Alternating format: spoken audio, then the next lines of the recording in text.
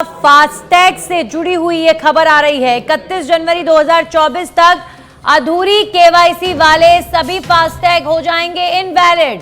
KYC करवाने की आज लास्ट डेट है और सभी कस्टमर्स को आज केवाईसी पूरा करने की सलाह दी जा रही है। कल से केवाईसी अपडेटेड ग्राहकों के फास्टैग ही काम करेंगे। कई वाहनों के लिए एक फास्टैग का इस्तेमाल करने की वजह से ये फैसला लिया गया है। एक से ज्यादा फास्टैग की स्थिति में केवाईसी के बाद एक वैलिड रहेगा, बाकी डीएक्टिवेट होंगे।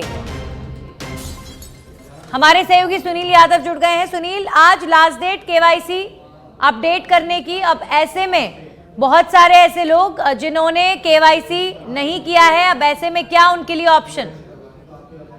हाँ बिल्कुल नंदनी, देखिए कि फास्टैग से जुड़ा हुआ ये आज का सबसे बड़ा मामला, यानी कह लीजिए कि बड़ी खबर है। और आज जो भी फास्टैग यूजर्स हैं उनको केवाईसी पूरी करवा लेनी चाहिए किसी भी हाल में, क्योंकि कल से जो बिना केवाईसी वाले सभी जो फास्टैग हैं वो इनवैलिड हो जाएंगे।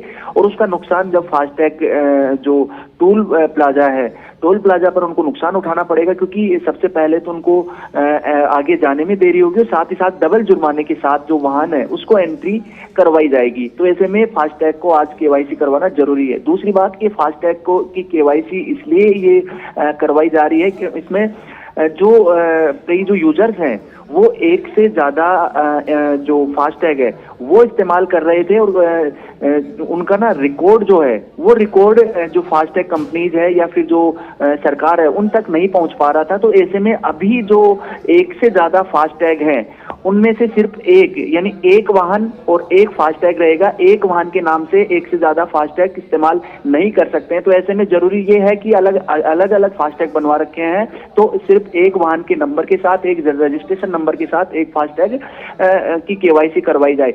इसके अलावा एक बात ये भी है कि कई बार जो फोर व्हीलर है यानी कार है उसका फास्टैग जो इस्तेमाल करते थे ट्रक के आगे चिपका लेते थे उसको। तो ऐसे में यहाँ पर भी धांधली चल रही थी और इसका पूरा जो नुकसान है वो टोल कंपनीज को उठाना पड़ रहा था और जो टैक्स के रूप में सरकार को भी घाटा कहीं ना कहीं लग रहा था। तो इसको लेकर भी यह कदम उठाया गया है कि कार का जो फास्टैग है वो कार में इस्तेमाल हो, ना कि ट्रक या फिर अन्य वाहन में। तो इसको लेकर भी एक अच्छा कदम है। और आज जो लास्ट डेट है उसके लिए पहले भी लगातार जो कस्टमर्स है उनको ये चेतावनी दी गई थी और आज भी जो टोल प्लाजा अलग अलग माध्यमों से सभी कस्टमर्स को मैसेज भेज रहा है और ईमेल के जरिए। जो ये पूरा केवाईसी का प्रोसेस है कई बार लोगों को बड़ा कॉम्प्लिकेट लगता है, लेकिन कहा जाता है कि बहुत ज्यादा मुश्किल नहीं है। पूरा प्रोसेस एक बार बताइए कि अब तक भी जो लोग केवाईसी नहीं करवा पाए हैं फास्टैग की, वो कैसे कर सकते हैं? जी नंदिनी, एक तो जो वेबसाइट है फास्टैग की वहां पर ये केवाईसी करवा सकते हैं, लेकिन उससे आसान तरीका ये है कि हर टोल प्लाजा के बाहर जो फास्टैग के जो बूथ लगे हैं, काउंटर्स लगे हैं, वहां पर ये 5 मिनट की प्रोसेस है। अपना आधार कार्ड, वाहन का जो रजिस्ट्रेशन नंबर या फिर कोई भी जो एक पहचान पत्र है वो वहां पर देना होता है और उसके साथ ही तुरंत 5 मिनट में ये पूरा जो केवाईसी अपडेट की प्रक्रिया वहां पर हो जाती है। और अगर आप ऑनलाइन करना चाहते हैं तो अलग अलग माध्यम से जो एक वेबसाइट दी गई है उस वेबसाइट के माध्यम से वहाँ जो स्टेप्स आपके पहचान पत्र देना पड़ता है, ये जो व्हीकल नंबर है वो वहाँ पर रजिस्टर्ड करवाना पड़ता है और उसके बाद जो केवाईसी है एक ओटीपी आता है, ओटीपी वहाँ पर शेयर किया जाता है और उसके बाद ये पूरे जो प्रोसेस कंप्लीट हो जाती है।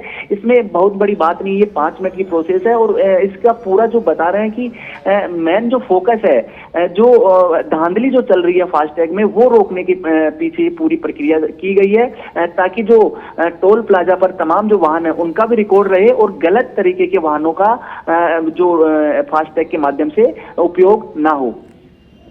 जी बिल्कुल सुनील, तो कहीं ना कहीं धांधलेबाजी होती है, बहुत सारे कॉम्प्लिकेशंस होती हैं, इसीलिए ये जो प्रक्रिया है ये पूरी करने के लिए कहा जा रहा था।